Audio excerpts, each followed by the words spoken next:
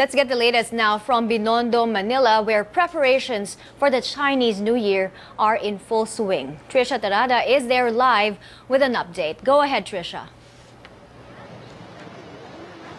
Yes, the streets of Binondo, Manila remain to be crowded with last-minute shoppers, dragon and fire dancers, and even tourists with just a few hours left before the celebration of the Chinese Lunar New Year. And you know what, earlier this afternoon, we were able to witness dragon dancers entering offices and stores. And we spoke to some business owners, and they say they welcome them to drive away bad spirits and attract good fortune. Lucky Charm stores are also packed with shoppers on a lookout for items they believe would bring them good fortune.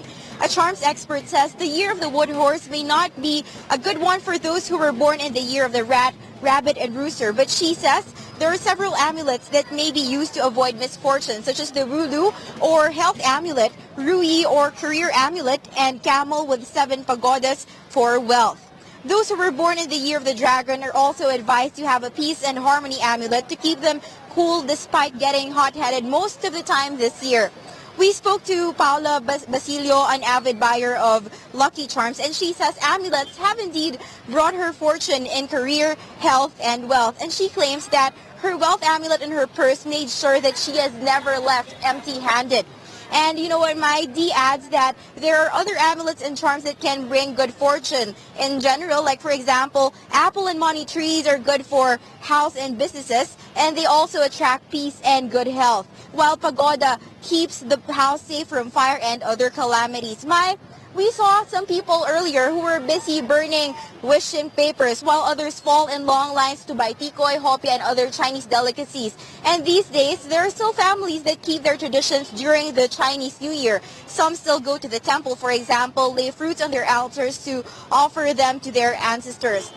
For some, tradition has already faded from one generation to another. For them, having tikoy on their dinner table is already enough. And for the first time, the Manila City government is spearheading the celebration of the Chinese New Year in Manila. Manila City authorities say they recognize the contribution of the Filipino-Chinese community to Manila's economic growth. Quoting Mayor Joseph Estrada in our conversation earlier, he says, for the first time, they're all united, and for the first time, unlike before. And with the changes that were implemented by the Manila City government this year, authorities hope that this could actually unite the Chinese-Filipino business communities and hopefully would have their trust back in the Manila City. Thank you, Tricia. Triciah Terada there, reporting to us live from Binondo.